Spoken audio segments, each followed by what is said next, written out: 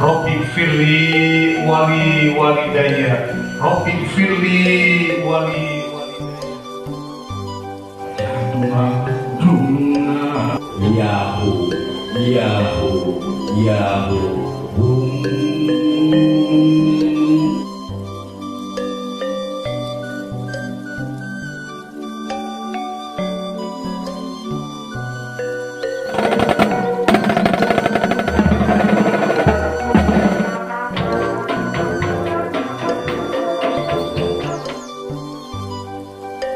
Selamat datang kepada yang mulia. Mohon dipersilakan duduk di tempat yang telah kami sediakan.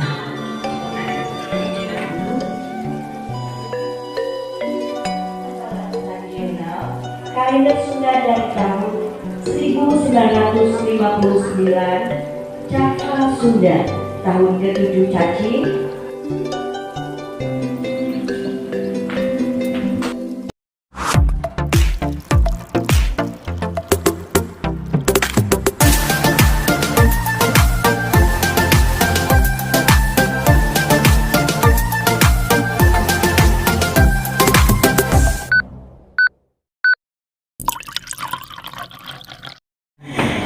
Jadi ini lebih penting kamu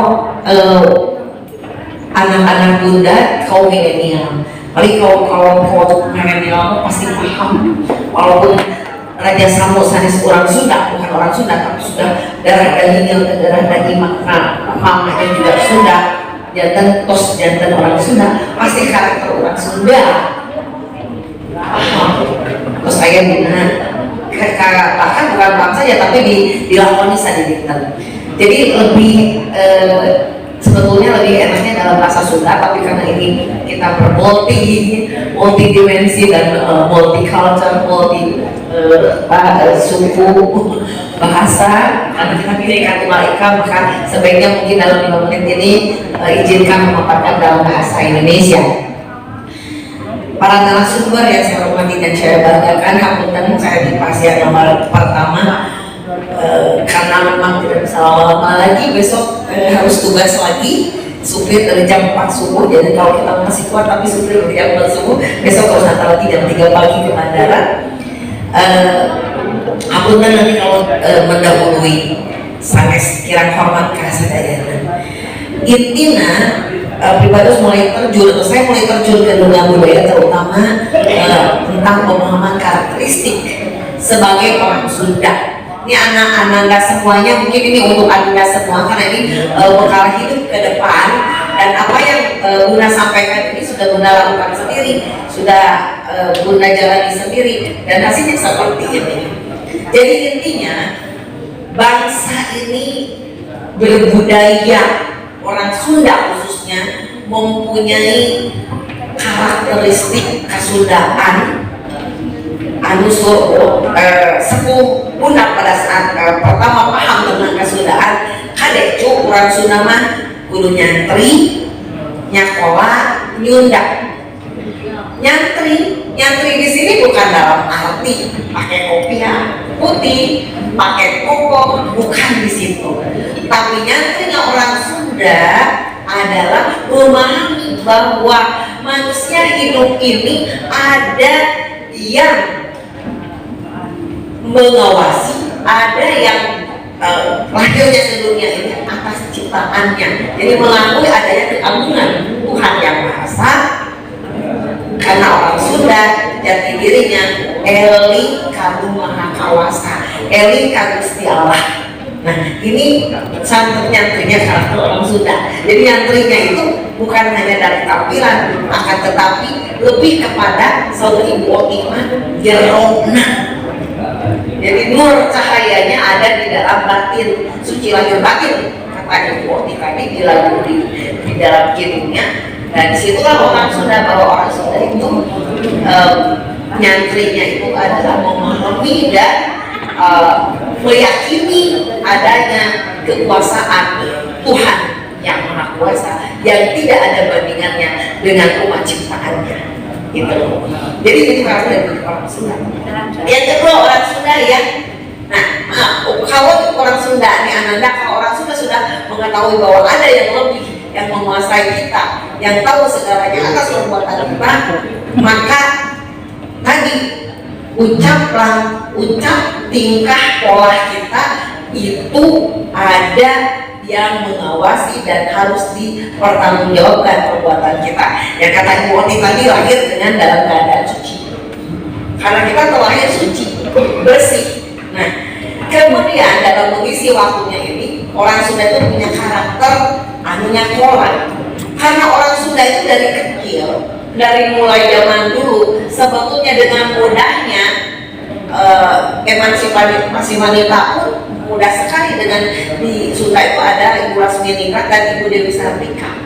Itu tidak sulit beliau berjuang kepada orang tuanya. Padahal zaman dulu itu kan dikuasai oleh Belanda. Belanda tidak boleh kita itu pandai. Nah, akan tetapi karena orang Sunda itu punya karakteristik keilmuan, harus punya ilmu. Kalau orang Sunda bilang ilmu panemu jampe pamake.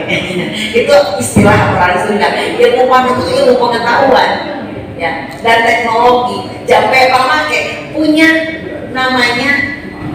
Kalau orang Sunda bilang ya ada jam jauh kan tapi mati ya Pak ya. Jadi bisa berikan airnya kayak biasa, ya. Masih digunakan. Sima mau berarti lima jalan. Cuy karena bukan kuasa siapa itu namanya. Itu jampe pamake orang Sunda.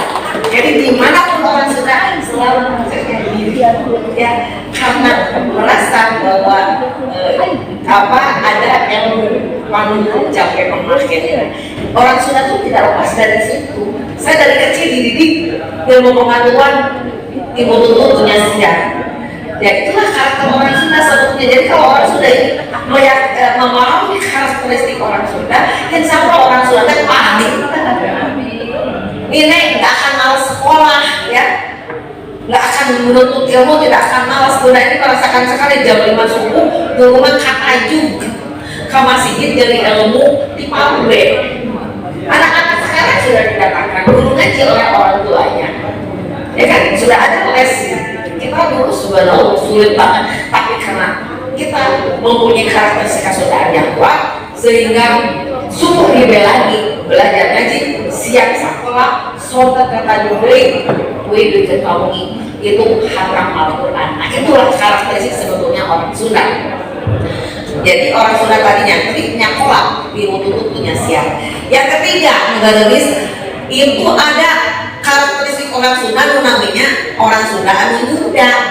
Sebetulnya setelah dipahami karakteristik orang Sunda anu Nyunda di daerah masing-masing itu punya, ternyata di Sumedang punya, filosofinya Bandung punya, Garut punya, Tasik punya, Bogor apalagi. Ini teh Bogor tuh pusat kebudayaan orang Jawa Barat tentunya. Tapi dinobatin di pusat budaya di Sumedang. Karena apa?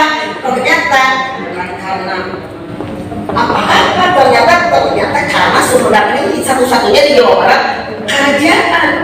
Jadi satu-satunya ada kerajaan yang namanya Sumedang Larang, yang didirikan oleh Ayah Prabu Guru Haji Putih dengan moto Insun Medang, Insun Madangan. Kau ngaku orang Sumedang, kau hidupnya baik diri sendiri, tidak berbagi untuk sesama dan bertebarkan kasih sayang kepada orang lain.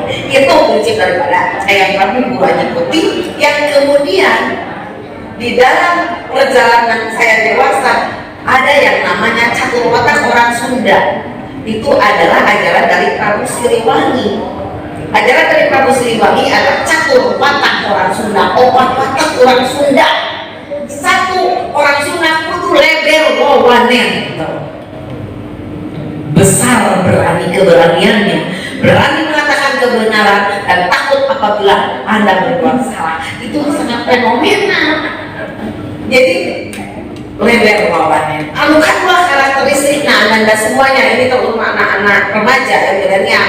Sebagai orang Sunda itu selain leber wawanen juga kukuh karena janji.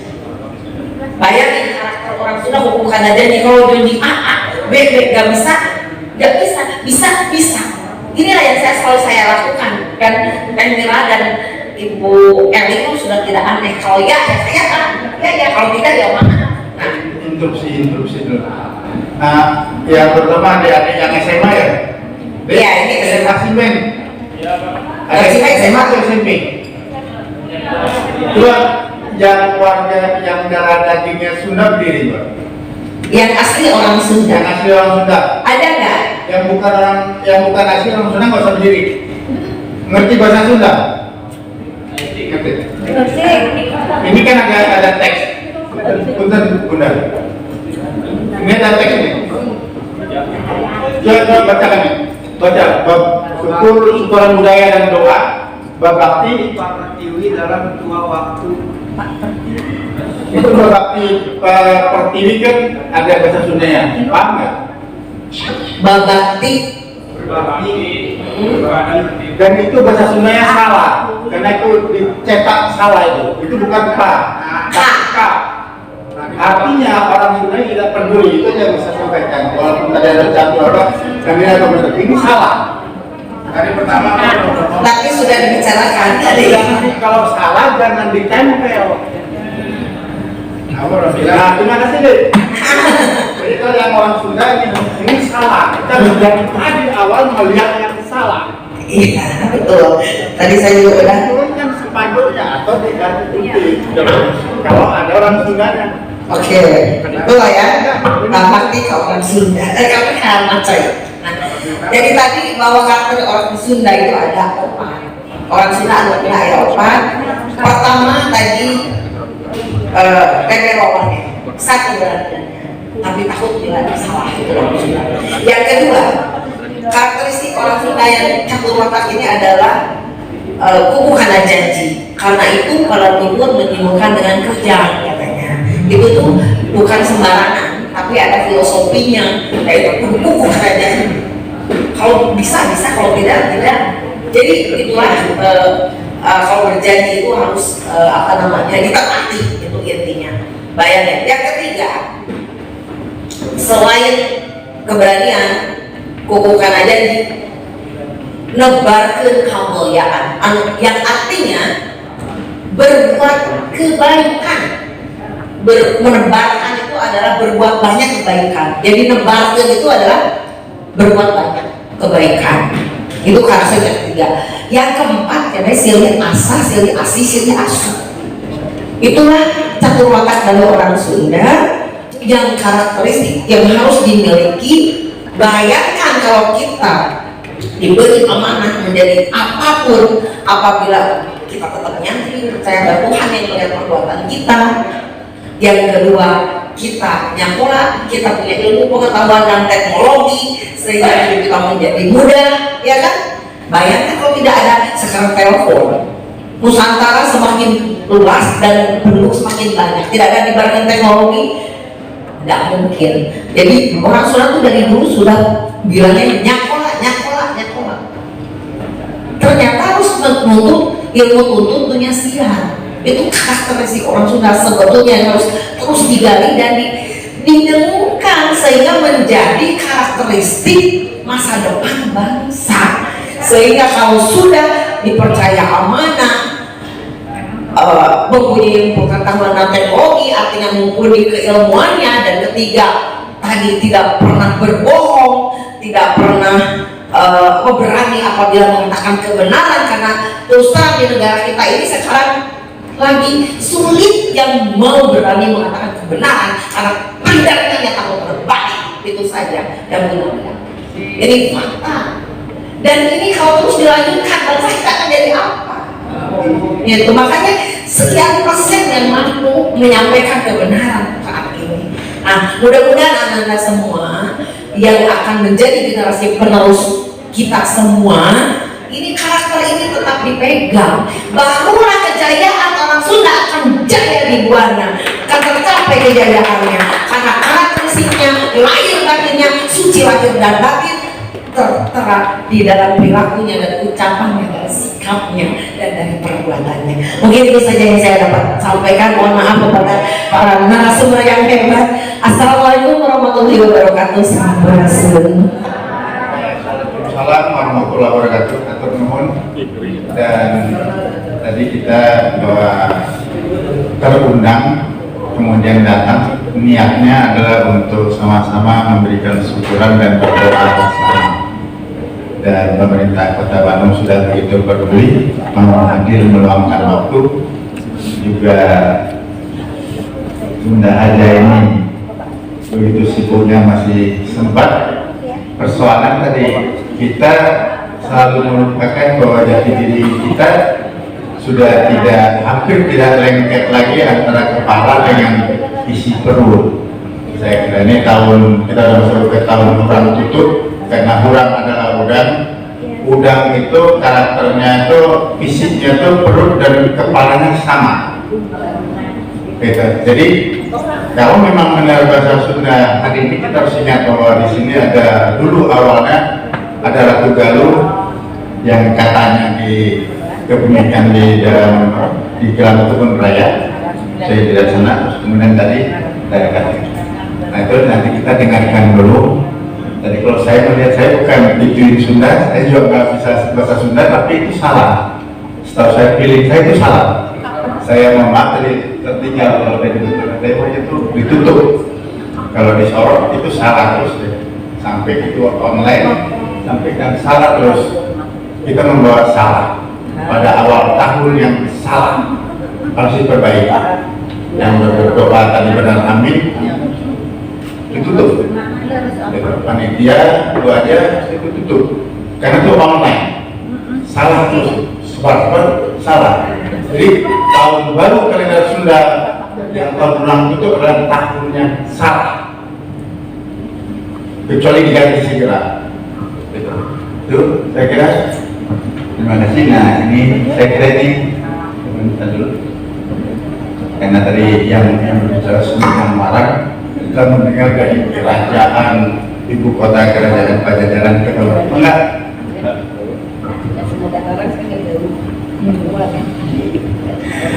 Bismillahirrahmanirrahim. Assalamualaikum warahmatullahi wabarakatuh. Mohon izin dulu yang mulia.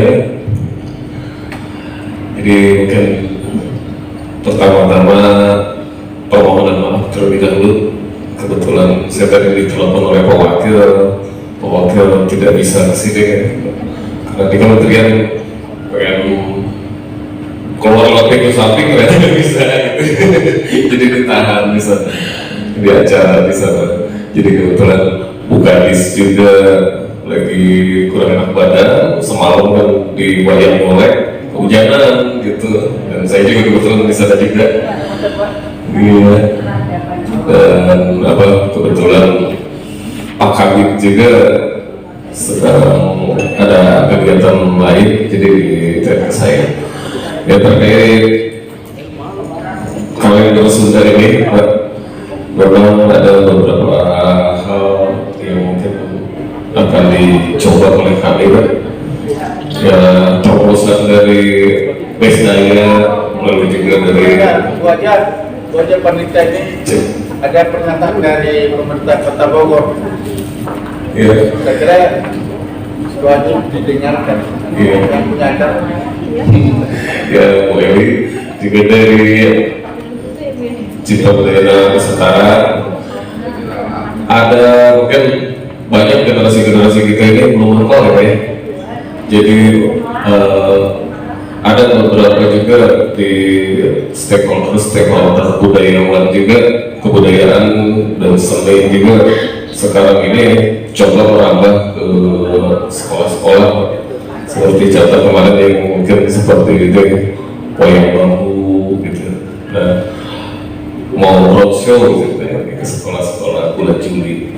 Mungkin juga nanti ada ini juga seperti siswa-siswi dari SD sampai kuliah pun belum tentu pada hafal gitu tentang kalender Sunda gitu kan. Jadi mungkin nanti kita coba dengan OPD lain seperti dinas pendidikan, mungkin juga dinas kominfo seperti itu kan. Lalu juga ada dinas-dinas terkait lain. Mungkin nanti ketika kita ada pembahasan tentang seni budaya, mungkin nanti dari narasumber di sini mungkin nanti bisa kami ajak lah gitu ya.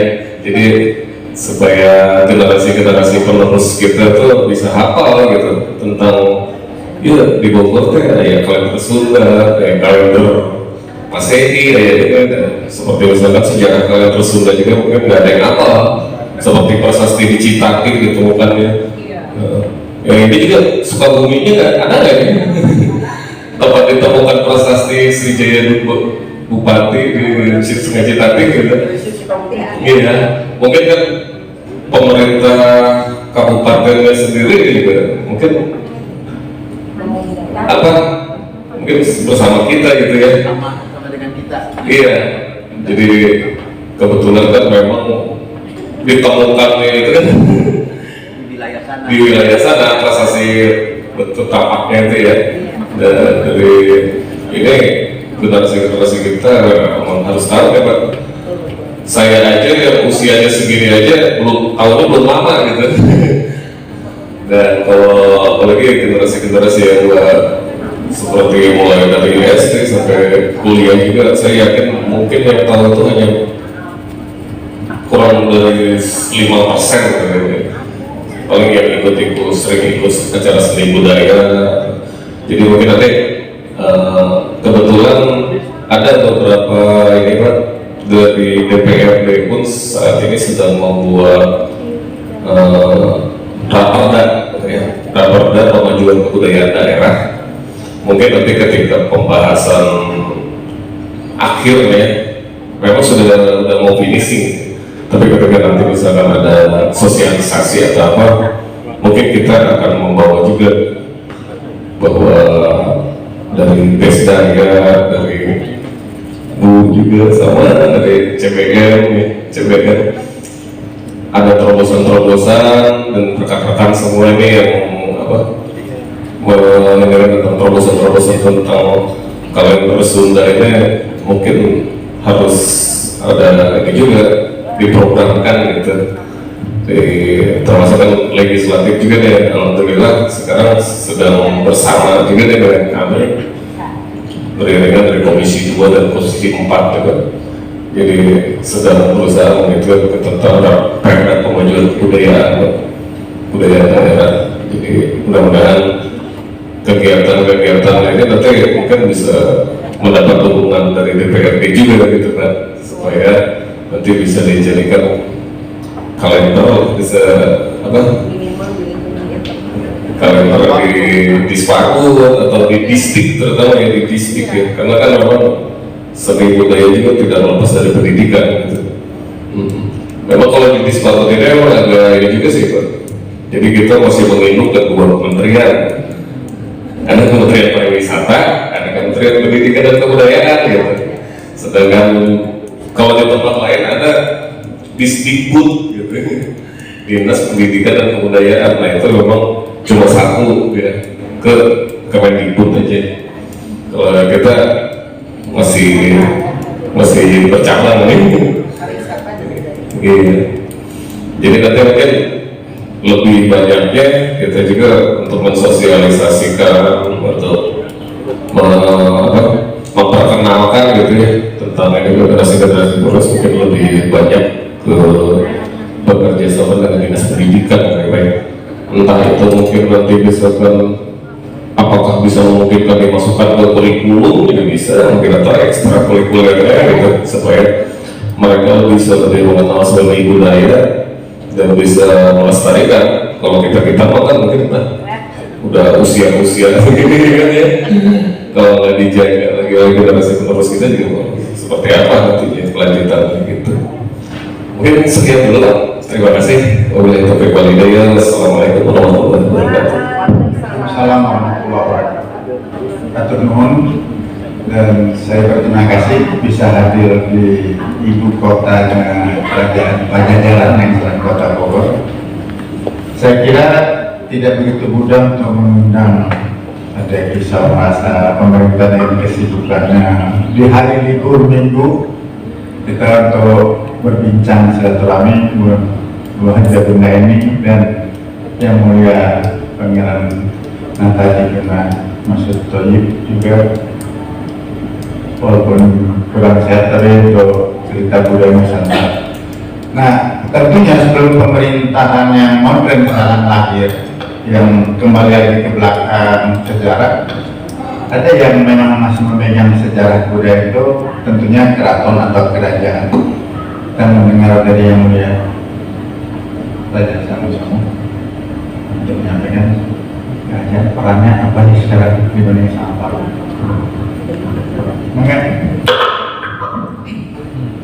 Assalamualaikum warahmatullahi wabarakatuh. Pertama, Beta berterima kasih diberi kesempatan untuk bisa duduk di muka, bisa sejajar, duduk sama rata dalam acara bedah atau diskusi berkaitan dengan masalah budaya. Yang perlu diketahui, kalau tadi penjelasan dari Yang Mulia Haja Eni, beliau ini kita sama-sama sebelum dari yang lain-lain, ya udah lebih tua. Nah, beliau sudah menjelaskan tentang 4 karakter Sunda, kemudian dilanjut oleh pemerintah Kota Bogor, di mana ada satu perencanaan sosialisasi maupun implementasi selanjutnya, tidak bicara ke belakang tetapi mau melihat ke depannya. Itu suatu hal yang baik. Nah, sekarang Beta ada di hadapan ini, Beta diminta apa pendapat Beta atau bagaimana kaitan dengan adat istiadat dan budaya dari kerajaan atau kesultanan atau kedatuan atau puri yang ada di bumi Nusantara Indonesia. Budaya itu sendiri kan sebenarnya adalah satu tradisi, satu kebiasaan yang dilakukan oleh masyarakat adat. Itu yang namanya budaya. Jadi kebiasaan-kebiasaan apapun bentuknya, itu dari zaman sebelum republik atau kita sebut di zaman kerajaan itu sendiri atau di zaman kesultanan dan kedatuan. Kebiasaan-kebiasaan itu biasanya juga itu adalah atas perintah, atas permintaan seorang raja, seorang sultan, seorang penglingsir atau seorang datu. Ketika permintaan seorang raja, sultan, datu dan penglingsir tadi atau pemangku adat, maka dilakukanlah adat itu, kegiatan-kegiatan itu. Dan kegiatan-kegiatan itu pada zaman kerajaan dulu dijadikan secara rutin, secara berkelanjutan, maka menjadi tradisi. Dari tradisi sudah lebih maju dalam suasana dari zaman kerajaan masuk ke zaman republik dan modern ini, maka kebiasaan atau tradisi menjadi budaya, dibudayakan, dipromosikan, diperkenalkan. Inilah budaya.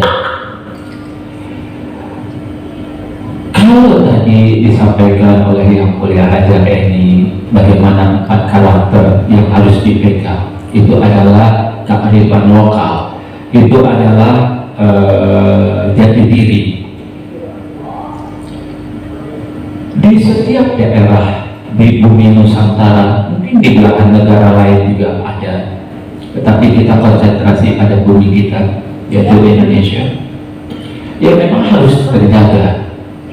Di sisi lain, bukan lagi di zaman kerajaan, tetapi sekarang sudah zaman republik, di mana wilayah di seluruh Nusantara Indonesia ada pengelola yang itu, yaitu pemerintah tadi, apakah tingkat pusat, tingkat provinsi, kabupaten, kota, kecamatan sampai ke tingkat desa dan lainnya. Kalau mau melihat dari apa yang disampaikan oleh perwakilan pemerintah Kota Bogor, itu kan adalah keselarasan, itu adalah penyeimbangan yang dilakukan oleh pemerintah Kota Bogor terhadap budaya. Kedepannya tuh tadi baik itu sosialisasi, apakah itu masuk di kurikulum atau apa. Nah, ini kan kembali lagi di dalam kerajaan dulu itu adat atau adat istiadat dan budaya itu memang selalu beriringan, dan adat tadi, tradisi tadi itu memang keluarnya adalah tadi dari permintaan raja atau sultan atau datuk atau pemilik. Yang masih hidup kita lihat adalah contoh, mungkin ada di Sunda, kemudian di Bali ada, di Maluku ada, di semua hampir di setiap wilayah, di Sumatera sampai Aceh dan lain-lain. Nah, ini adalah tadi dari sekarang sudah masuk ke tradisi, sudah masuk budaya. Ketika budaya itu orang lain yang ingin tahu tentang budaya daerah lain, maka dia ingin melihat, dia datang, menjadilah pariwisata. Jadi ada urutan itu. Budaya adalah asal usulnya tradisi atau kebiasaan, dibudayakan, diperkenalkan, lalu banyak orang yang ingin datang dari manapun caranya, maka menjadi wisatawan, maka berkesinambungan antara budaya dengan pariwisata. Jadi kalau tadi beliau menyampaikan budaya dan pariwisata, enggak, yang beliau memang sudah sepantas. Sudah sepantas, karena itu ada kolerasi, ya, ada kolerasi. Oke. Dan kebetulan kita sendiri adalah Raja Samosir VI, dan kita raja adat, beta raja adat, dan beta adalah kerajaan adat. Jadi kita masih memegang adat itu sendiri, dan hal-hal yang berkaitan dengan adat istiadat dan budaya, termasuk mengenai kalender Sunda, itu kan harus tetap terpelihara, tetap terjaga, supaya tadi harus diketahui, harus bisa dilanjutkan oleh generasi-generasi sebelumnya. Karena apabila itu terputus, maka generasi itu tidak tahu asal usulnya, kira-kira itu. Jadi kebetulan kalau bicara soal dari kerajaannya, kita bisa sampaikan sudah, tapi terlalu panjang, jadi kita kembalikan. Terima kasih kesempatan yang diberikan. Wassalamualaikum warahmatullahi wabarakatuh.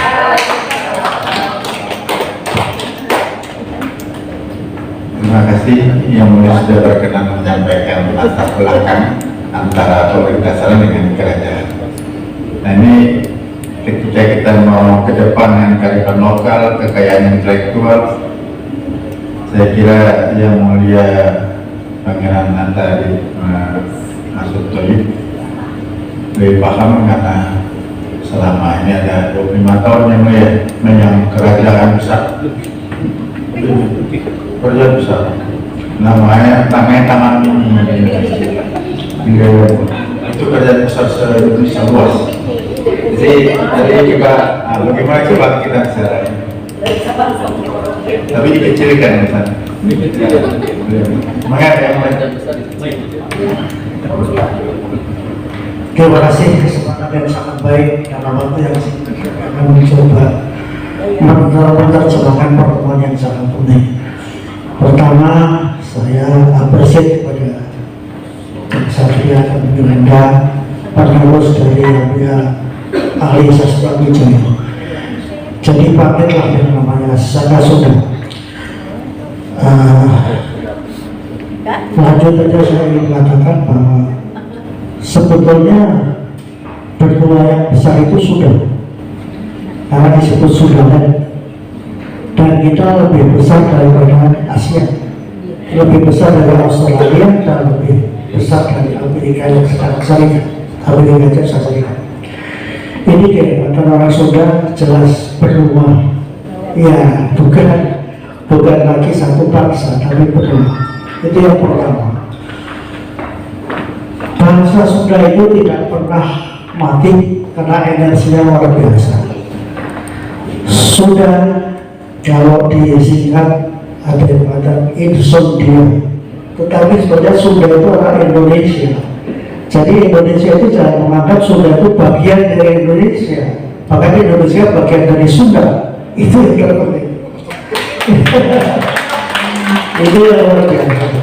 Lalu yang kedua, saya ingin katakan karena tugas saya di sini adalah menerjemahkan pentingnya kalender Saka Sunda ini untuk peradaban dan kebudayaan. Saya ingin mengatakan bahwa definisi kebudayaan yang sangat banyak, ada yang mengatakan 166 mulai etkulon itu. Tapi saya ingin pakai yang sederhana. Kebudayaan adalah budidaya manusia untuk memenuhi kebutuhannya lahir maupun batin. Ya, jadi kalau kita sepakat dengan ini, makanya peradaban yang tumbuh di dunia ini pasti dari Sunda. Saya sendiri sekarang ingin menghidupkan kembali peradaban Jayakarta. Makanya saya adalah Pangeran Mata Adi Kudang Pasoto Jayakarta Adiningrat. Perlu diketahui bahwa Jayakarta yang sekarang ini masih ibu kota itu sebenarnya bagian dari Tarumanegara.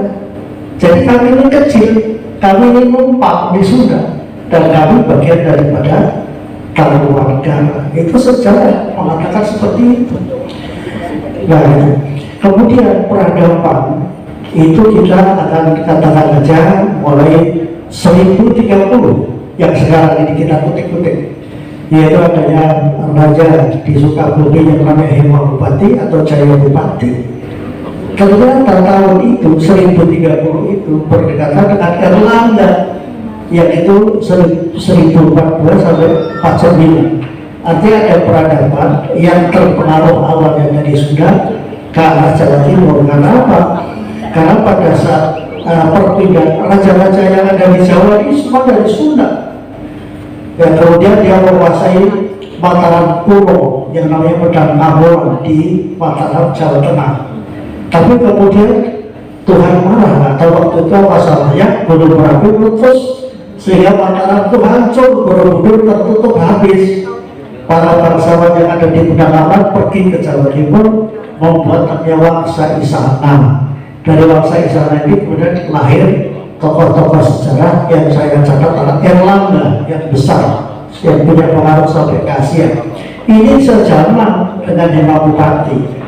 Artinya pada abad ke-10 dan menjelang 11 itu peradaban di kita ini sudah sangat besar karena kita sudah punya negara, kita sudah punya tata negara, kita sudah mengatur satu bangsa yang diatur seperti rumah. Dibanding misalnya lahirnya Amerika adalah abad 16 awal abad ke-17.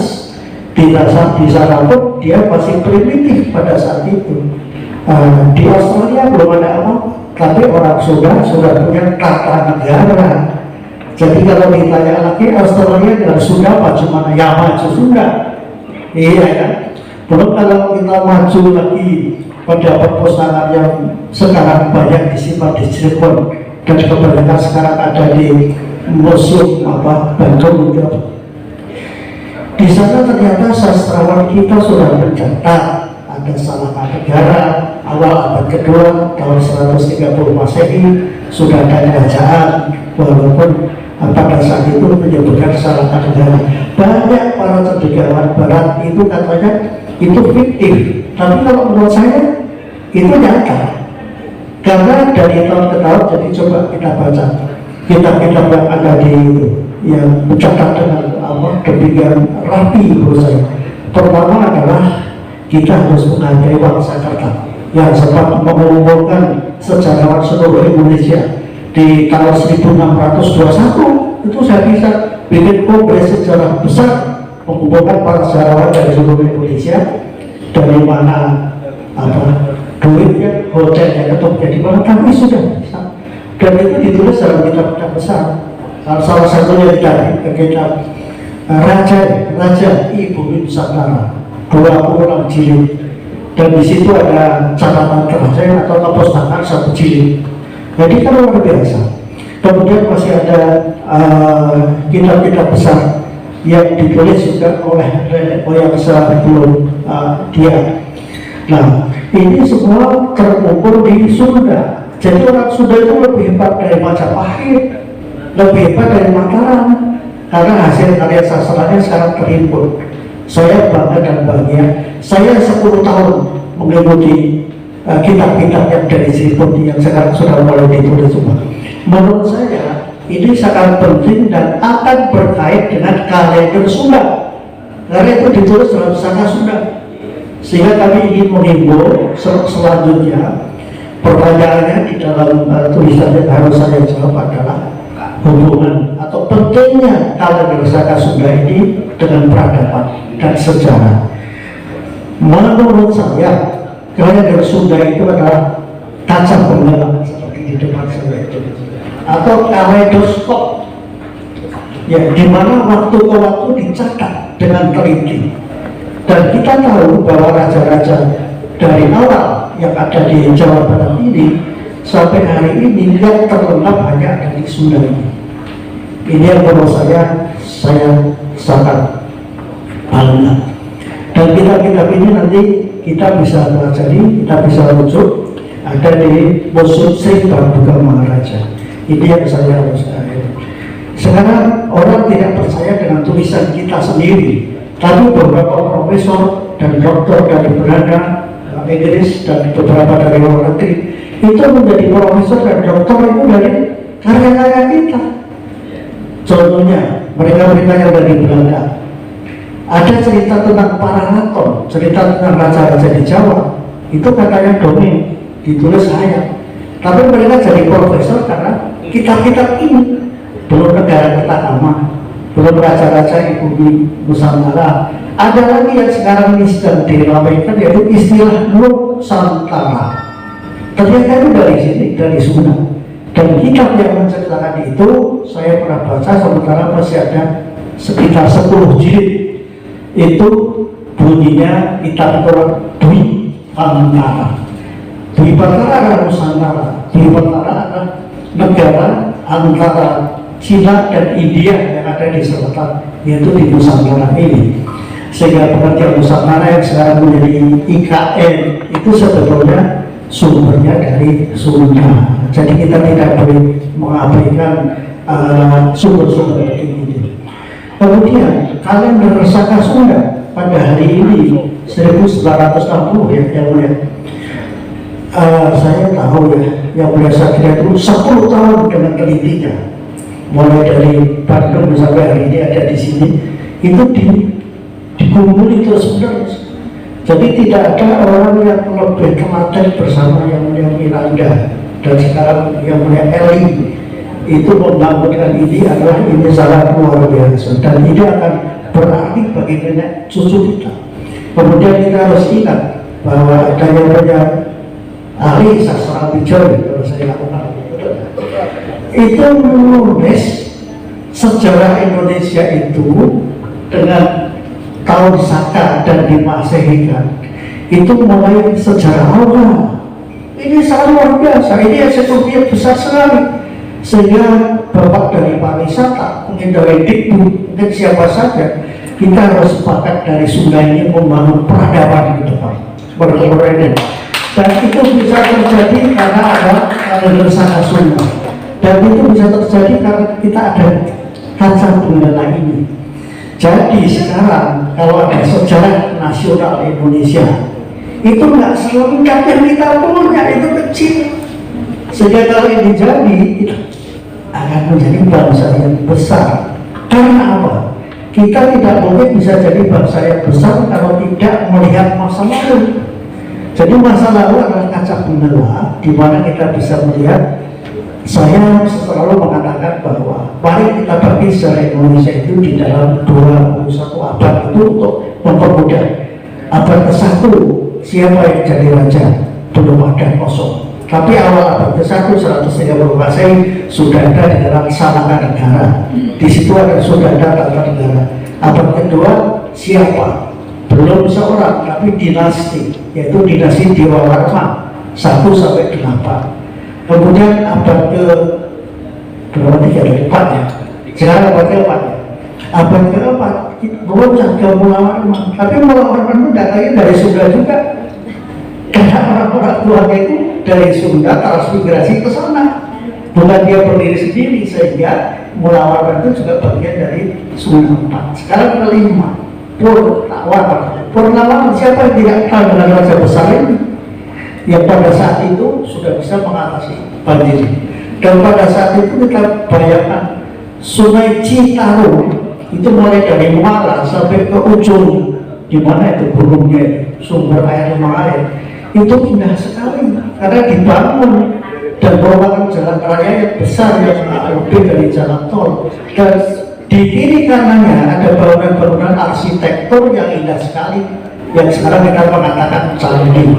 Jadi kalau kita tanya sekarang kemana candi-candi itu perginya, artinya zaman sama dengan Borobudur yang pernah juga tertutup oleh Merapi. Nah, artinya apa? Masa lalu itu luar biasa. Arsitektur mana yang bisa melawan di dunia ini daripada arsitektur Indonesia, baik yang ada di Jawa Barat, Jawa Tengah, dibanding dengan arsitektur modern yang sekarang namanya minimalis, bentuknya selalu segi 4 seperti rumah burung dara. Berbeda dengan dulu bahwa semua keraton kerajaan termasuk candi itu diukir demikian indahnya dan abadi sampai hari ini. Oleh sebab itu kita jangan terlalu malu dengan zaman dulu. Jangan disebut sebagai jadul, tapi zaman dulu sumber inspirasi untuk kebangkitan ke depan. Oleh sebab itu kami dengan yang mulia Raja Samu-Samu ini yang di dalam ensiklopedi Raja Sultan Nusantara namanya disebut nomor 1 di atas sendiri. Ya, karena apa? Karena dari A dulu, Nusa Laut, ini beliaunya. Dan sekarang masih segar bukan bersama kita, sehingga ini sumber yang sangat sumber. Beliau itu pejuangnya luar biasa. Dulu Raja Sultan di Nusantara itu tiara. Dan 2009 dibangkitkan oleh beliau itu disebut Silatnas, silaturahmi nasional Raja Sultan Nusantara. Sampai hari inilah kita ini bagian dari ingin menggerakkan itu dengan baik. Dan saya yakin kita harus mulai dari Sunda, kita harus mulai dari Bogor ya. Karena dari Bogor ini banyak situs-situs besar yang bisa kita bangkitkan. Sehingga saya ingin usul konkret saja. Dengan adanya Saka Sunda yang karat 1960, kalau adanya tulisan dari yang Ali Sastra Wijoyo itu segera dengan masyarakat. Mungkin kita bentuk tim. Nah, ini adalah yang akan menyanyi sejarah Indonesia yang 6 jilid itu, yang tak jelas kemana larinya. Tapi dari sekarang kita ingin bangun melalui sejarah. Saya ingin katakan bahwa bangsa Indonesia ini akan besar kalau dia mempelajari sejarahnya. Jadi saya mohon kepada Bapak Dispar, kalau memang di dunia lama, salib saja. Kita langsung bicara tentang sejarah ini. Abad 21. Modalnya nggak usah besar, bikin seminar saja kita. Khusus sumber-sumbernya dari Jawa Barat. Itu yang pertama. Yang kedua, Ibu wajah asli Sunda, edasi Sunda yang sangat luar biasa ini. Saya sepakat dengan istilah kebudayaan tadi. Jadi kebudayaan harus jadi panglima di dalam pembangunan dunia yang sustainable, yang tidak berhenti yang akan kita menyambung. Jadi yang nomor 2 adalah kebudayaan. Yang ketiga, ekonomi dan pembangunan. Kita nggak mungkin bikin perencanaan kalau tidak tahu ini. Selanjutnya adalah yang boleh sama-sama katakan apa ya, lokal genius. Lokal genius itu ada roh energi kita. Nah kalau itu semua Raja Sultan bersatu di bawah beliau dengan silaturahminya itu kita buat konsorsium Raja Sultan Nusantara. Nah itu penting. Nah kalau konsorsium sudah ada, ya sudah bersama-sama kita yang ada ini kita meneruskan. Lalu kita harus ingat ada satu yang harus kita telisik, namanya menelisik aset harta Nusantara. Nah, saya pakai karun ya, harta Nusantara. Kenapa? Tidak mungkin Indonesia itu menjadi besar sekarang kalau tidak ada Borobudur. Borobudur itu tidak dibangun dari anggaran mineral pelita, tapi dibangun oleh Raja dan Sultan saat itu. Dari mana mereka mendapat duit, termasuk peranganan dan seterusnya. Itu sekarang menjadi aset Indonesia atau Nusantara. Kita harus catat itu. Jadi saya ingin dari sini lahir satu peristiwa kita mulai mencatat aset Nusantara itu. Sehingga kalau ada bicara hutang, mana asetmu? Ini yang punya. Dan sekarang sudah mulai ada berita-berita yang saya dengar katanya Borobudur itu sudah tidak punya orang Indonesia lagi. Karena apa? Karena negara Indonesia yang merdeka dari Belanda sampai hari ini belum dicatatkan di dalam hukum internasional. Bayangin. Jadi kita tidak bisa transaksi, kita tidak memiliki. Oleh sebab itu perlu bahwa Ibu nanti mohon kiranya suara kami itu didengarkan bersama DPD dan DPR itu bahwa kita mulai menelisik aset Nusantara, termasuk kitab-kitabnya tadi, sejarah-sejarahnya tadi, kebudayaan tadi. Nah, sehingga kalau kami ingin sederhana, yang pertama kita betul ada di Nusantara. Kita mengenal sejarah dunia Masehi menjadi urutan. Tapi Masehi itu tidak ditulis sejak Yang Mulia Yesus Kristus lahir. Itu yang namanya kalender Masehi itu ditulis di zaman Kaisar Agustus Italia. Ya kemudian terjadi diskusi itu Pak benar kurangi itu, biarin pokoknya pakai ini saja. Makanya sekarang kita harus katakan pakai saja Sunda, kita mulai membangun Indonesia yang pertama. Kalau itu sudah, kemudian lahir kita ini yang semangat, dan di sini banyak resi, berdiri resi Agus.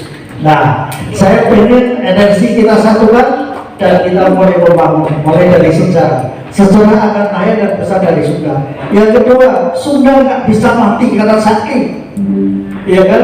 Kemudian dia insur dia, ternyata Indonesia. Sunda itu, kalimat Sunda itu Indonesia. Coba dibolak-balikan seperti itu. Nah, sehingga saya kemarin ditanya mau nggak datang di acara kita ini. Ya, saya bilang mau, padahal belum saya bisa ngomong. Nah, apa yang kita saya datang ke sini itu berkat yang mulia, itu yang mulia Datuk. Datuk Muslim Sirgar Perkasa Alam, ini ketua FKPPKI yang tadinya dianggap dukun, yang tadinya dianggap apa ya, tapi sekarang dengan pakai FKPPKI dan di Bogor sudah ada berdiri FKPPI Bogor. Ayo berdiri supaya Bapak Dispar tahu, supaya akademisi tahu. Iya, jadi Bogor itu sekarang sudah langka. Jadi cinta budaya sudah ada, FKPP sudah ada, termasuk dunia tadi, perdamaian dunia sudah ada. Nah sekarang ini akan dicatat 1960 Saka Sunda itu akan mulai mencatat lahirnya sejarah daripada potensi-potensi yang luar biasa ini. Dan tahun depan kita harus bisa melahirkan sejarah Nusantara dari Sunda. Jadi yang nomor satu, karena sudah ada. Saya ingin ceritakan sedikit, ya. Kitab Raja-Raja Ibu Nusantara itu 26 jilid Bunda. Itu tadi tersebar di mana? Ya, makanya orang Jakarta itu dijadikan ikon untuk kita pahlawankan. Karena dia yang menulis kitab-kitab ini. Makanya udah. Sekarang difotokopi sebelum hilang, sebelum dimakan raya. Dan kalau itu sudah bisa kita bukukan, itu tadinya bacaannya seperti Mojopat tapi Sunda. Nah sekarang kita Indonesia kan, kemudian kita catat. sebenarnya. Nah, saya pernah diajak, beliau itu dari Sukabumi, maka Sukabumi yang melahirkan Saka Sunda ini adalah situsnya harus kita pelihara. Nah, disitulah Sang Jaya Bupati atau Hema Bupati itu melahirkan, dan kalau nggak salah sudah dicetak di ini, prasasinya sudah ada. Nah, itu yang bisa saya sampaikan. Mohon maaf apabila ada yang kurang berkenan, tetapi saya yakin sesungguhnya kita duduk malam hari ini bersama-sama di sini, walaupun tidak massal banget ya, tapi kita ini adalah dasar, kita ini adalah fondasi, dan dari sini kita akan melangkah ke depan melalui kalender Saka Sunda. Mari kita berkata-kata. Terima kasih. Wassalamualaikum warahmatullahi wabarakatuh.